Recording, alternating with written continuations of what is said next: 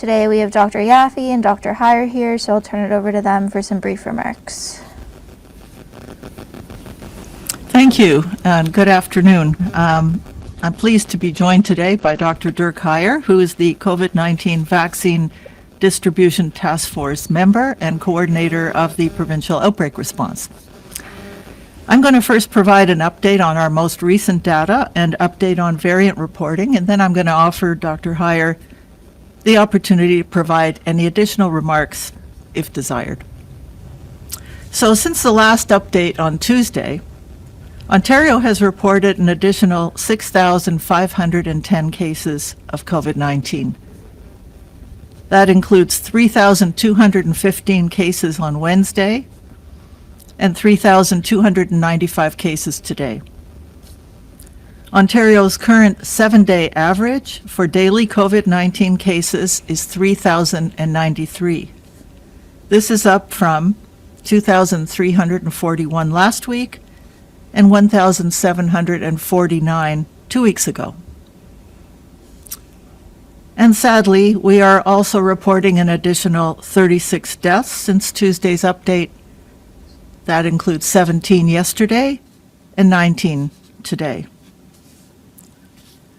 The number of patients in hospital and ICU continue to increase, with 1,417 people in hospital, 525 in ICU with COVID-19. In terms of testing, almost 64,000 tests were processed yesterday with a positivity rate of 6%. Beginning today, there is a change in how the variants of concern are categorized in Public Health Ontario's epidemiological report. The results now being reported provide a more timely and more detailed breakdown on the numbers of cases with mutations, as well as the specific variant lineages.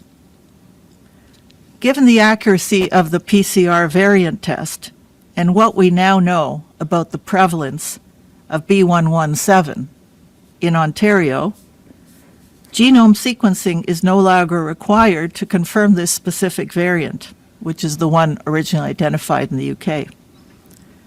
This is because since we started testing for the N501Y mutation, over 95% of the specimens that were positive for that mutation and negative for the E484K mutation, over 95% of them were found to be of the B117 lineage after genomic analysis. So as a result, reporting of cases that are positive only for the N501Y mutation is now categorized under the lineage of B117. This means we'll see a significant increase in the total number of B117 cases in the report starting today. There are now 9,838 confirmed cases of variants of concern in Ontario. Of those, 9,632 are the B117 variant, first identified in the UK.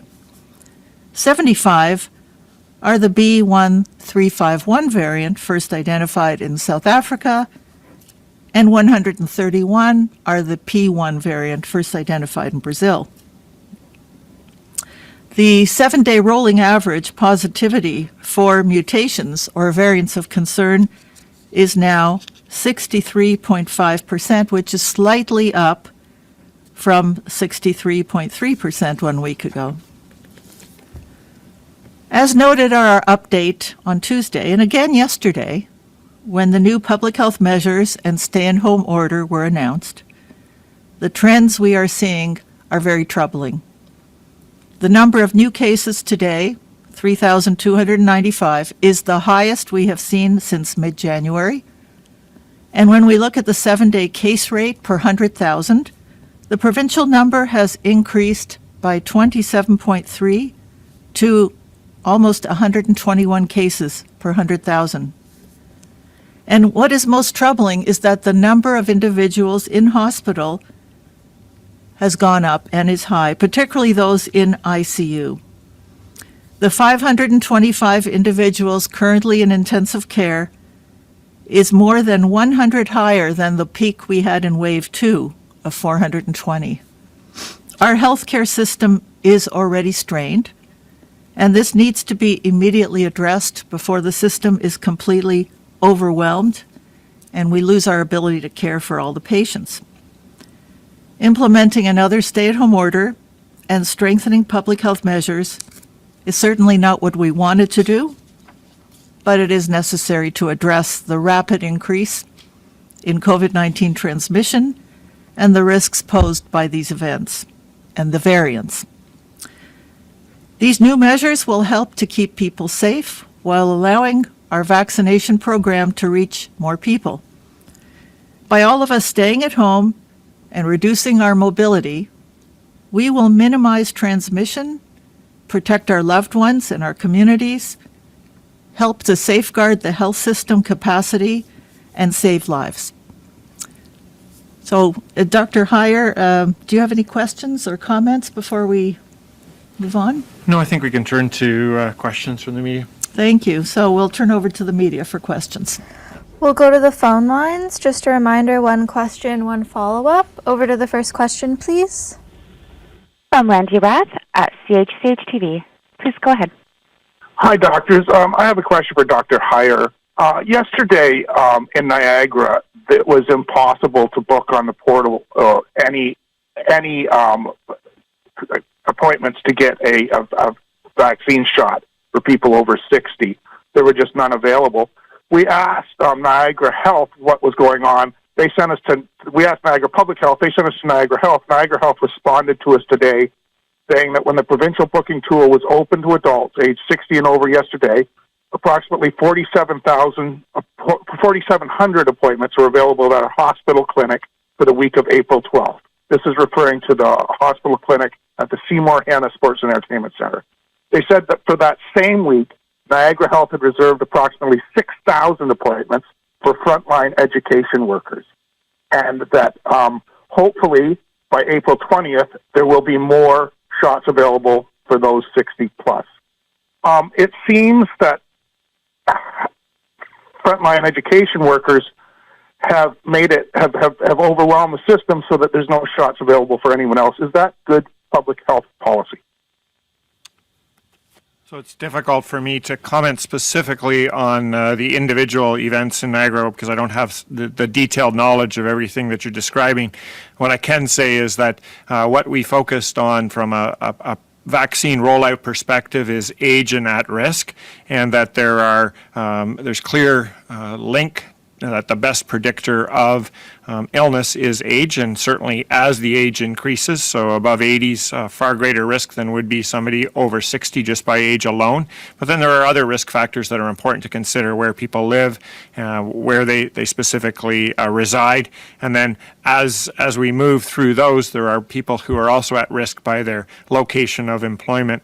And where they might spend their time working. So each public health unit has flexibility within the broader provincial direction, and at times there are particular reasons why a public health unit may approach their vaccination rollout plan in their own specific way.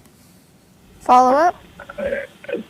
Has Niagara been given enough vaccine? Have they been given their share? So that, I mean, it seems outrageous that nobody 60 plus can get a shot until after April 20th. Well, there certainly is the opportunity to go to pharmacies because all the pharmacies have the availability for upwards of 55 plus across the province, and there is a notable amount of AstraZeneca that is distributed through the pharmacies and to some primary care professionals as well across the province. So there is that opportunity. We have a limited supply of vaccine. I mean, it sounds like we're awash in vaccine, but frankly, we still have a limited amount for the demand and for the desire to have vaccine, which is fantastic that people do want the vaccine and they should want the vaccine. It's our way to get the best opportunity for protection, and we have allocated across the province based upon the population and allocated based upon population across the different public health units. So everybody is getting an allocation in their population way with some potential increase for those that have been recognized as hotspot areas where there has been a disproportionate number of illness, cases, and deaths. Next question. From Jeff Gray at the Globe and Mail. Please go ahead. Oh, hi, thanks. I wanted to ask Dr. Yaffe, maybe you could help us understand a little bit about what changed over the weekend. Dr. Williams and the Premier mentioned concern about the increase in ICUs just over Easter weekend in the last few days. And you can see the number, the graph, line on the graph does start to go up more than it had been a bit.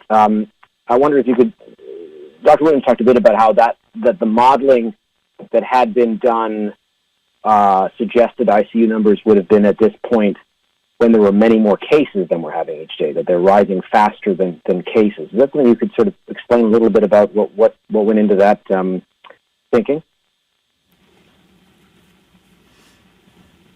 Sure, thank you for the question. I think that we're talking about public health measures here, and there are sort of two different strategies happening at the same time. Public health measures to reduce transmission of COVID-19 between people, and the health effects, of course, in terms of hospitalization, ICU, and deaths, and at the same time trying to get more and more people vaccinated so that we can prevent infection. So as we implemented sometime last week, the shutdown, which had some effect in terms of the health units where it had been implemented, we were hoping that would have an effect across the province. We were not seeing the anticipated effect, and the numbers were getting dangerously high, particularly in terms of the hospitals, hospitalizations and ICUs. And we were starting, of course, we see now that the vast majority, unfortunately, of our cases are the new variants of concern, particularly B117. They're more infectious between people. They have more serious sequelae in people. We're getting younger people in hospitals. So we felt it was very important to have stronger public health measures put in place. And that's what happened yesterday. So we have a stay-at-home order. We also have restrictions on work, on big box stores. And we really want everyone to understand that we're hoping these measures won't, that they won't last more than a month. We want everybody to comply. Do your best. It's a tough time. Everybody's sick and tired of the whole thing. And we want to just, get out, have a nice summer. So it's unfortunate that this has happened, but we have to do what we have to do to control this virus before it gets us.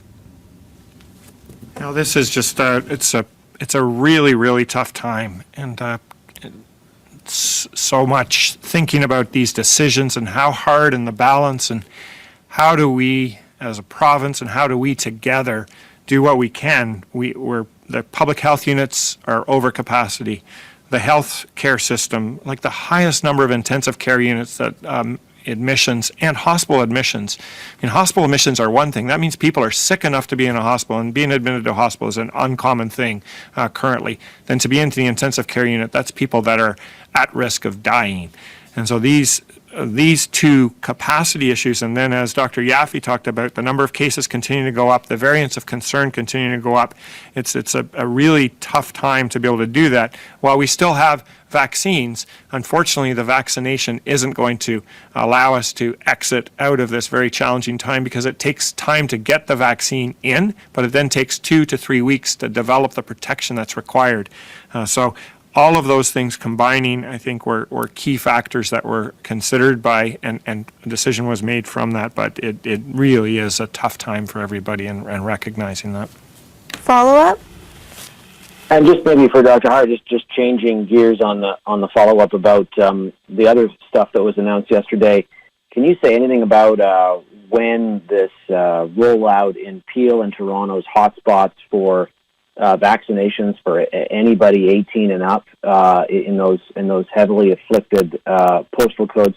Can you talk about what shape that will take and when that will happen? Yeah, thank you for that question, and I think really important to recognize what's driving that decision is recognizing that these are areas within the province, and there's postal codes that they're associated with, where analysis has recognized that historically over the time through the pandemic, there's been a greater and a disproportionate number of cases, illness, hospitalizations, and death.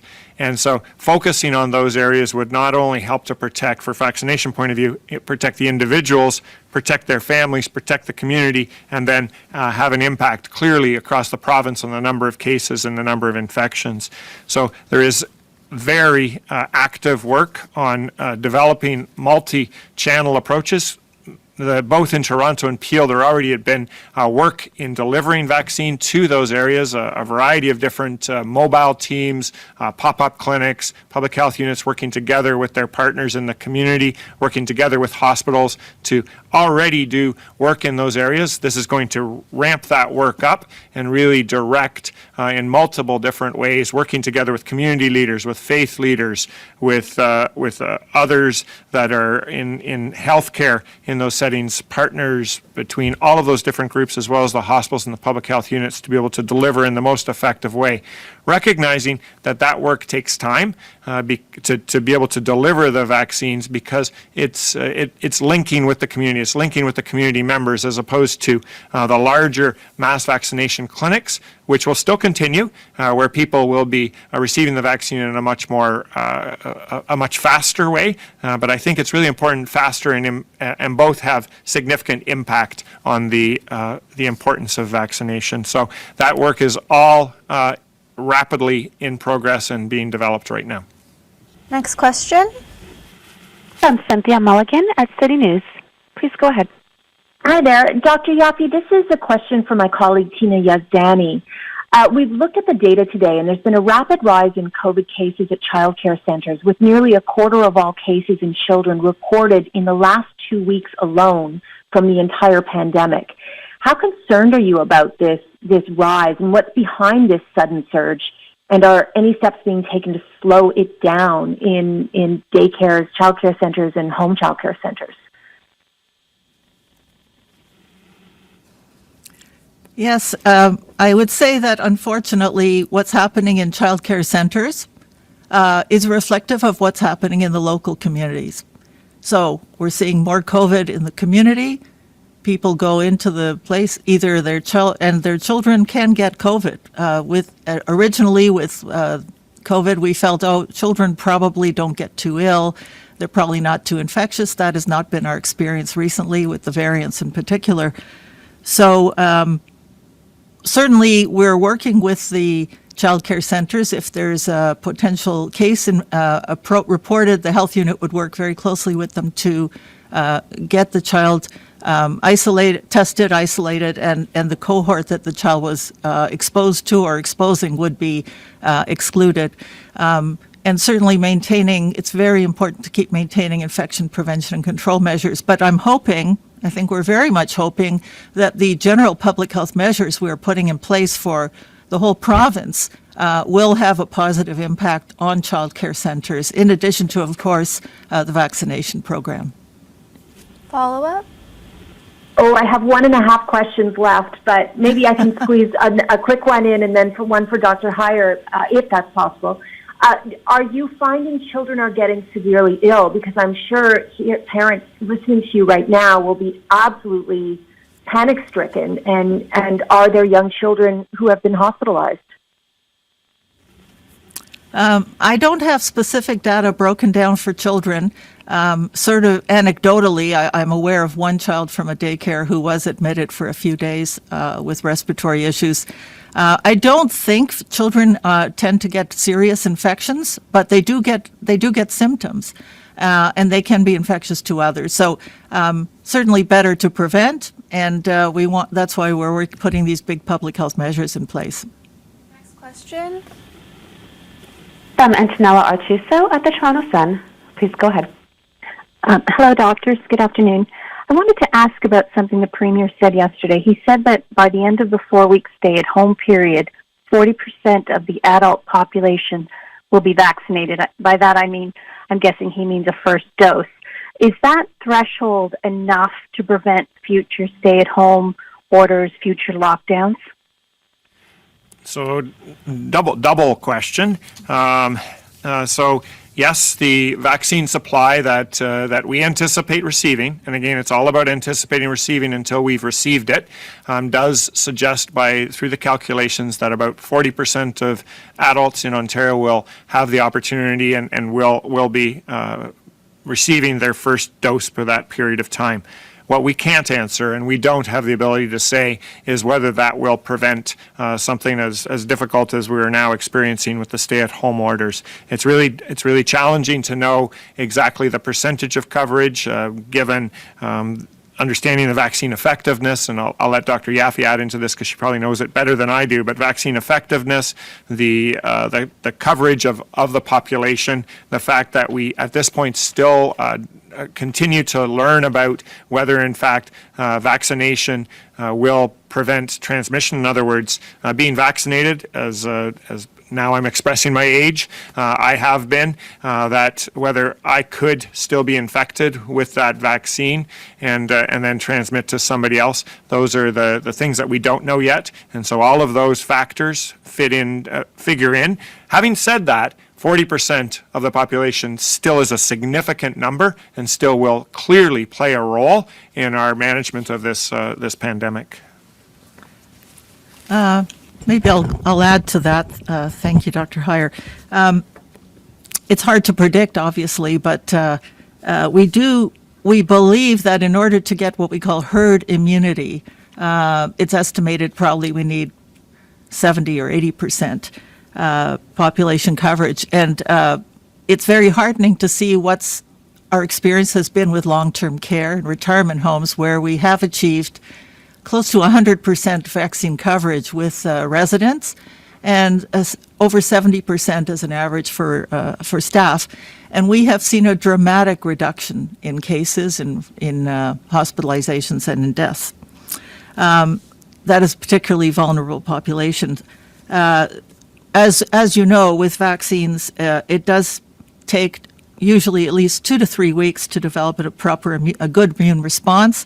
One shot has been shown in real world experience to result in approximately 60 to 80% effectiveness in preventing infection, symptomatic or asymptomatic, and just over 80%, maybe 85% effectiveness in preventing hospitalizations and deaths. So I think obviously if 40% of the population is vaccinated, we are significantly reducing the amount of infection in the community, and therefore well on our way to controlling this. But it's so important to keep the public health measures in place as we vaccinate. Follow-up? Thank you. ICU numbers, as you said repeatedly, lag behind actual cases. So there was a concern raised at the beginning of the pandemic that people who have a disability or chronic conditions would be lower down the priority list for ICU care if doctors and other healthcare professionals had to make some very difficult decisions. Has that issue been addressed?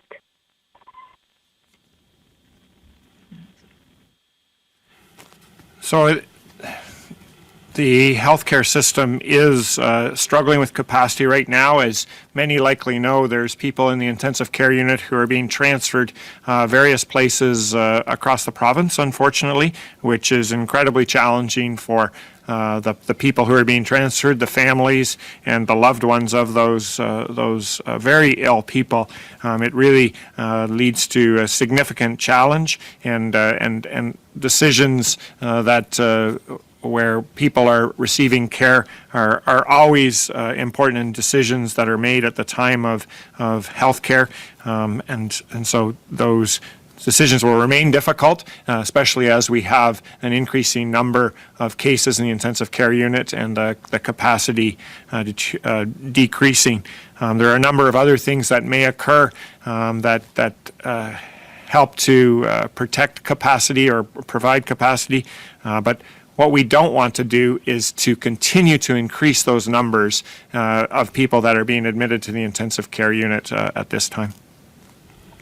Last question. From John McGrath at TVO. Please go ahead. Good afternoon. The Solicitor General was on CBC Radio in Ottawa this morning, and she said that the government did not act with a stay-at-home order sooner because it was waiting to see if the modeling proved out with ICU numbers in actual patients in beds. Can you explain that logic? Did the leadership, either yourselves or other people in government, not believe the modeling that was presented in February? I can't, thank you for the question. I didn't hear the Solicitor General's comments and really can't comment on her comments, but I will say that certainly we take the modeling very seriously. We take advice from the Science Table, from Public Health Ontario and other experts very seriously, and we don't wait to see the ICU numbers go up. We have been working very hard to look at what kind of public health measures need to be in place. Last week we put in place, or the government put in place, shutdown. And as I said earlier, we didn't see the effect we were hoping for.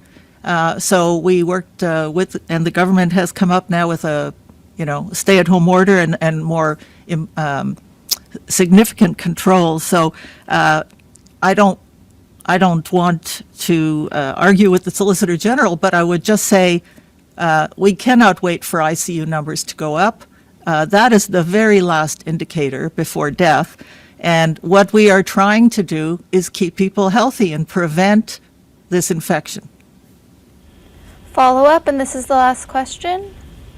You mentioned a few times now that the shutdown came in last week and then you didn't see the results you wanted over the weekend. But throughout the pandemic, we've always been told that it would have been impossible to see the results of the shutdown only a few days later, that the results of public health measures can be 7 days to several weeks after a public health measure is imposed.